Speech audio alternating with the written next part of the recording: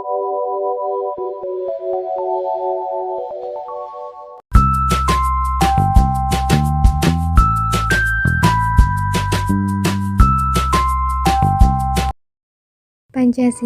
menjadi dasar negara Republik Indonesia. Pancasila sebagai dasar negara yang autentik termaktub dalam pembukaan Undang-Undang Dasar 1945. Inti esensi nilai-nilai Pancasila tersebut yaitu ketuhanan, kemanusiaan, persatuan, kerakyatan, dan keadilan sosial. Bangsa Indonesia semestinya telah dapat mewujudkan keadilan sosial bagi seluruh rakyat sebagaimana yang dicita-citakan. Tetapi dalam kenyataannya belum sesuai dengan harapan. Materi yang pertama, menelusuri konsep negara, tujuan negara, dan urgensi dasar negara. Menelusuri konsep negara. Apakah negara itu? Menurut Diponolo, negara adalah suatu organisasi kekuasaan yang berdaulat dengan tata pemerintahan melaksanakan tata tertib atas suatu umat di suatu daerah tertentu. Sejalan dengan pengertian negara tersebut, Diponolo menyimpulkan 3 unsur yang menjadi syarat mutlak bagi adanya negara, yaitu unsur tempat atau wilayah, unsur manusia atau rakyat, unsur organisasi atau tata pemerintahan. Konsep negara Republik sejalan dengan sila kedua dan keempat Pancasila, yaitu negara hukum yang demokratis. Demikian pula dalam pasal 1 ayat 2 Undang-Undang Dasar Negara Republik Indonesia 1945. Bahwasanya kedaulatan berada di tangan rakyat dan dilaksanakan menurut Undang-Undang Dasar. Hal tersebut menegaskan bahwa negara Republik Indonesia menganut demokrasi konstitusional, bukan demokrasi rakyat seperti yang terdapat pada konsep negara-negara komunis. 2. Menelusuri konsep tujuan negara. Suatu bangsa mendirikan negara pasti ada tujuan untuk apa negara itu didirikan. Secara teoritik, ada beberapa tujuan negara, di antaranya dapat digambarkan secara skematik sebagai berikut. Skema tersebut menggambarkan intisari 5 teori tujuan negara yang disarikan dari Diponolo, yaitu 1. Teori kekuatan dan kekuasaan sebagai tujuan negara. Kedua, teori kepastian hidup, keamanan, dan ketertiban sebagai tujuan negara. Ketiga, teori kemerdekaan sebagai tujuan negara. Keempat, teori keadilan sebagai tujuan negara. Dan kelima, teori kesejahteraan dan kebahagiaan sebagai tujuan negara. Tujuan yang ingin dicapai oleh setiap orang mungkin sama, yaitu kesejahteraan dan kebahagiaan. Tetapi cara yang ditempuh untuk mencapai tujuan tersebut berbeda-beda, bahkan terkadang saling bertentangan. Jalan yang ditempuh untuk mewujudkan tujuan tersebut, kalau disederhanakan, dapat digolongkan ke dalam 2 aliran, yaitu 1. Aliran liberal individualis. Aliran ini berpendapat bahwa kesejahteraan dan kebahagiaan harus dicapai dengan politik dan sistem ekonomi liberal melalui persaingan bebas. 2. Aliran kolektivis atau sosialis. Aliran ini berpandangan bahwa kesejahteraan dan kebahagiaan manusia hanya dapat diwujudkan melalui politik dan sistem ekonomi terpimpin atau totaliter. 3. Menelusuri konsep dan urgensi dasar negara. Secara istilah, dasar negara dapat diartikan sebagai landasan dan sumber dalam membentuk dan menyelenggarakan negara. Dasar negara juga dapat diartikan sebagai sumber dari segala sumber hukum negara. Kedudukan dasar negara berbeda dengan kedudukan peraturan perundang-undangan karena dasar negara merupakan sumber dari peraturan perundang-undangan. Implikasi dari kedudukan dasar negara ini, maka dasar negara bersifat permanen, sementara peraturan perundang-undangan bersifat fleksibel dalam arti dapat diubah sesuai dengan tuntutan zaman. Dasar negara merupakan suatu norma dasar dalam penyelenggaraan bernegara yang menjadi sumber dari segala sumber hukum, sekaligus sebagai cita hukum, baik tertulis maupun tidak tertulis dalam suatu negara. Prinsip bahwa norma hukum itu bertingkat dan berjenjang termanifestasikan dalam Undang-Undang Nomor 12 Tahun 2011 tentang pembentukan peraturan perundang-undangan yang tercermin pada pasal 7 yang menyebutkan jenis dan hierarki peraturan perundang-undangan, yaitu sebagai berikut. 1. Undang-Undang Dasar Negara Republik Indonesia tahun 1945. 2. Ketetapan Majelis Permusyawaratan Rakyat. 3. Undang-undang atau peraturan pemerintah pengganti undang-undang. 4. Peraturan pemerintah. 5. Peraturan presiden. 6. Peraturan daerah provinsi. Dan ke-7. Peraturan daerah kabupaten atau kota. Materi selanjutnya adalah menanya alasan diperlukannya kajian Pancasila sebagai dasar negara. Setiap orang pasti bertanya-tanya, benarkah Pancasila itu diperlukan sebagai dasar negara? Apa buktinya jika Pancasila itu perlu dijadikan dasar negara Indonesia? Untuk menjawab pertanyaan tersebut, kita akan mulai dari analogi terlebih dahulu. Apakah Anda mempunyai kendaraan? Apa yang harus Anda lakukan jika tidak ada jalan yang dapat dilalui? Ya, Pancasila seperti jalan aspal yang memberikan arah kemana kendaraan itu dapat dibawa tanpa ada kerusakan. Berbeda dengan jalan yang tidak diaspal. Meskipun kendaraan dapat berjalan, tetapi dalam waktu yang singkat, kendaraan Anda akan cepat rusak.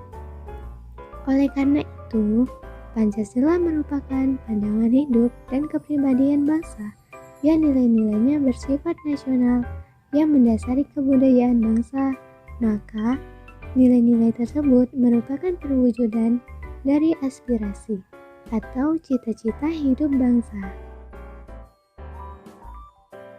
Dengan Pancasila, perpecahan bangsa Indonesia akan mudah dihindari karena pandangan Pancasila bertumpu pada pola yang berdasarkan keseimbangan, keselarasan, dan keserasian, sehingga perbedaan apapun yang ada dapat dibina menjadi suatu pola kehidupan yang dinamis, penuh dengan keanekaragaman yang berada dalam satu keseragaman yang kokoh. Dengan peraturan yang berlandaskan nilai-nilai Pancasila, maka perasaan adil dan tidak adil dapat diminimalkan. Hal tersebut dikarenakan Pancasila sebagai dasar negara menaungi dan memberikan gambaran yang jelas tentang peraturan tersebut, berlaku untuk semua tanpa ada perlakuan diskriminatif bagi siapapun. Oleh karena itulah, Pancasila memberikan arah tentang hukum harus menciptakan keadaan negara yang lebih baik dengan berlandaskan pada nilai-nilai ketuhanan, kemanusiaan, persatuan, kerakyatan, dan keadilan. Dengan demikian, diharapkan warga negara dapat memahami dan melaksanakan Pancasila dalam kehidupan sehari-hari, dimulai dari kegiatan-kegiatan sederhana yang menggambarkan hadirnya nilai-nilai Pancasila tersebut dalam masyarakat. Materi selanjutnya adalah menggali sumber yuridis, historis, sosiologis, dan politis tentang Pancasila sebagai dasar negara. Pertama, sumber yuridis Pancasila sebagai dasar negara. Secara yuridis ketatanegaraan, Pancasila merupakan dasar negara Republik Indonesia sebagaimana terdapat pada pembukaan Undang-Undang Dasar Negara Republik Indonesia tahun 1945 yang kelahirannya ditempa dalam proses kebangsaan Indonesia. Melalui Undang-Undang Dasar Negara Republik Indonesia tahun 1945 sebagai payung hukum, Pancasila perlu diaktualisasikan agar dalam praktik berdemokrasinya tidak kehilangan arah dan dapat meredam konflik yang tidak produktif. Peneguhan Pancasila sebagai dasar negara, sebagaimana terdapat pada pembukaan, juga dimuat dalam Ketetapan MPR Nomor 18 MPR tahun 1998 tentang pencabutan Ketetapan MPR Nomor 2 tahun 1978 tentang pedoman penghayatan dan pengamalan Pancasila atau Eka Prasetya Pancakarsa dan Ketetapan tentang penegasan Pancasila sebagai dasar negara. Selain itu juga ditegaskan dalam Undang-Undang Nomor 12 Tahun 2011 tentang pembentukan perundang-undangan bahwa Pancasila merupakan sumber dari segala sumber hukum negara. Kedua, sumber historis Pancasila sebagai dasar negara. Dalam sidang yang diselenggarakan untuk mempersiapkan Indonesia Merdeka, Rajiman meminta kepada anggotanya untuk menentukan dasar negara.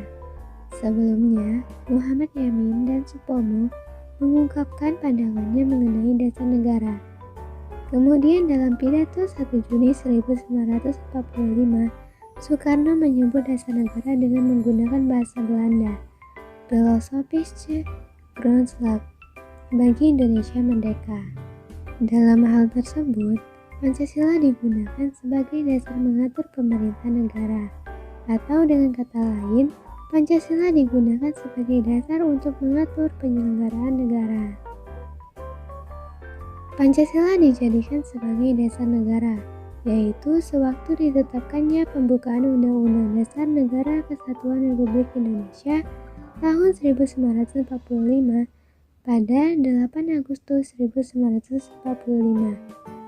Pada mulanya, pembukaan direncanakan pada tanggal 22 Juni 1945 yang terkenal dengan Jakarta Charter atau Piagam Jakarta. Tetapi Pancasila telah lebih dahulu diusulkan sebagai dasar filsafat negara Indonesia Merdeka yang akan didirikan, yaitu pada 1 Juni 1945 dalam rapat Badan Penyelidik Usaha-usaha Persiapan Kemerdekaan Indonesia. Terkait dengan hal tersebut, Mahfud MD menyatakan bahwa berdasarkan penjelajahan historis, diketahui bahwa Pancasila yang berlaku sekarang merupakan hasil karya bersama dari berbagai aliran politik yang ada di BPUPKI yang kemudian disempurnakan dan disahkan oleh PPKI pada saat negara didirikan. Ketiga, sumber sosiologis Pancasila sebagai dasar negara. Pertama, nilai-nilai ketuhanan atau religiusitas sebagai sumber etika dan spiritualitas dianggap penting sebagai fundamental etika kehidupan bernegara. Kedua, nilai-nilai kemanusiaan universal yang bersumber dari hukum Tuhan, hukum alam, dan sifat-sifat sosial dianggap penting sebagai fundamental etika politik kehidupan bernegara dalam pergaulan dunia. Ketiga, nilai-nilai etis kemanusiaan harus mengakar kuat dalam lingkungan pergaulan kebangsaan yang lebih dekat sebelum menjangkau pergaulan dunia yang lebih jauh. Keempat, nilai ketuhanan, nilai kemanusiaan, dan nilai serta cita-cita kebangsaan itu dalam aktualisasinya harus menjunjung tinggi kedaulatan rakyat yang dipimpin oleh hikmat kebijaksanaan. Kelima, nilai ketuhanan, nilai kemanusiaan, nilai dan cita kebangsaan, serta demokrasi permusyawaratan itu memperoleh artinya sejauh dalam mewujudkan keadilan sosial. Keempat, sumber politis Pancasila sebagai dasar negara. Pasal 1 ayat 2 Undang-Undang Dasar 1945 terkandung makna bahwa Pancasila menjelma menjadi asas dalam sistem demokrasi konstitusional. Konsekuensinya, Pancasila menjadi landasan etik dalam kehidupan politik bangsa Indonesia. Pancasila merupakan norma hukum dalam memformulasikan dan mengimplementasikan kebijakan publik yang menyangkut hajat hidup orang banyak. Materi yang keempat adalah membangun argumen tentang dinamika dan tantangan Pancasila sebagai dasar negara. 1. Argumen tentang dinamika Pancasila. Pancasila sebagai dasar negara lahir dan berkembang melalui suatu proses yang cukup panjang. Pada mulanya, adat istiadat dan agama menjadi kekuatan yang membentuk adanya pandangan hidup. Setelah Soekarno menggali kembali nilai-nilai luhur budaya Indonesia, pada 1 Juni 1945, barulah Pancasila disuarakan menjadi dasar negara yang diresmikan pada 18 Agustus 1945. Dengan dimasukkannya sila-sila Pancasila dalam pembukaan Undang-Undang Dasar Negara Republik Indonesia tahun 1945. Dengan bersumberkan budaya, adat istiadat, dan agama sebagai tonggaknya, nilai-nilai Pancasila diyakini kebenarannya dan senantiasa melekat dalam kehidupan bangsa dan negara Indonesia. 2. Argumen tentang tantangan terhadap Pancasila. Indonesia perlu waspada dan berupaya agar ketahanan mental ideologi bangsa Indonesia tidak tergerus. Pancasila harus senantiasa menjadi benteng moral dalam menjawab tantangan-tantangan terhadap unsur-unsur kehidupan bernegara, yaitu sosial, politik, ekonomi, budaya, dan agama. Tantangan yang muncul antara lain berasal dari derasnya arus paham-paham yang bersandar pada otoritas materi seperti liberalisme, kapitalisme, komunisme, sekularisme, pragmatisme, dan hedonisme yang menggerus kepribadian bangsa yang berkarakter nilai-nilai Pancasila. Hal ini pun dapat dilihat dengan jelas betapa paham-paham tersebut telah merasuk jauh dalam kehidupan bangsa Indonesia sehingga melupakan kultur bangsa Indonesia yang memiliki sifat religius, santun, dan gotong royong. Kelima, mendeskripsikan esensi dan urgensi Pancasila sebagai dasar negara. 1. Esensi Pancasila sebagai dasar negara. Kedudukan Pancasila sebagai dasar negara dapat dirinci sebagai berikut. 1. Pancasila sebagai dasar negara adalah sumber dari segala sumber tertib hukum Indonesia. 2. Meliputi suasana kebatinan dari Undang-Undang Dasar 1945. 3. Mewujudkan cita-cita hukum bagi dasar negara. 4. Mengandung norma yang mengharuskan Undang-Undang Dasar mengandung isi yang mewajibkan pemerintah dan lain-lain penyelenggara negara memegang teguh cita-cita moral rakyat yang luhur. Kelima, merupakan sumber semangat abadi Undang-Undang Dasar 1945 bagi penyelenggaraan negara, para pelaksana pemerintahan. 2. Urgensi Pancasila sebagai dasar negara.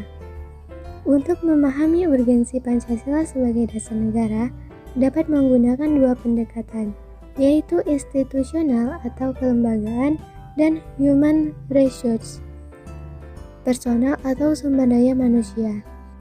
Pendekatan institusional yaitu membentuk dan menyelenggarakan negara yang bersumber pada nilai-nilai Pancasila, sehingga negara Indonesia memenuhi unsur-unsur sebagai negara modern yang menjamin terwujudnya tujuan negara atau terpenuhinya kepentingan nasional yang bermuara pada terwujudnya masyarakat adil dan makmur.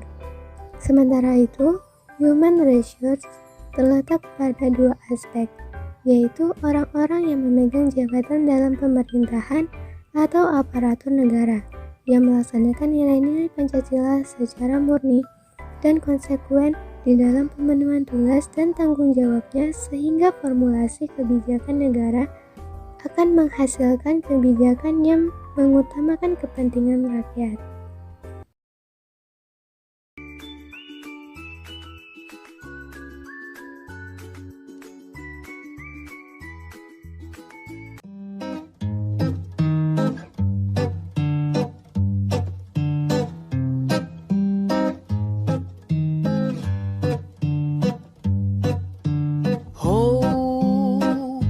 Dengar Indonesia, negara dengan ketuhanan yang Maha Esa, sehingga Tuhan jadi jawaban akan semua persoalan yang gak terjawab. Begitu. Pernah dengar Indonesia, negara dengan kemanusiaan yang adil dan beradab. Adil kepada yang punya kuasa dan beradab, katanya setelah 65.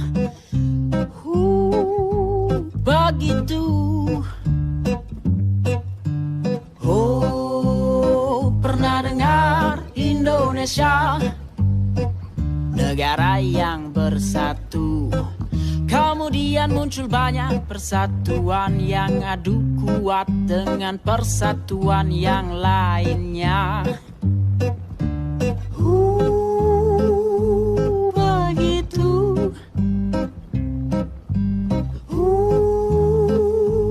Begitu.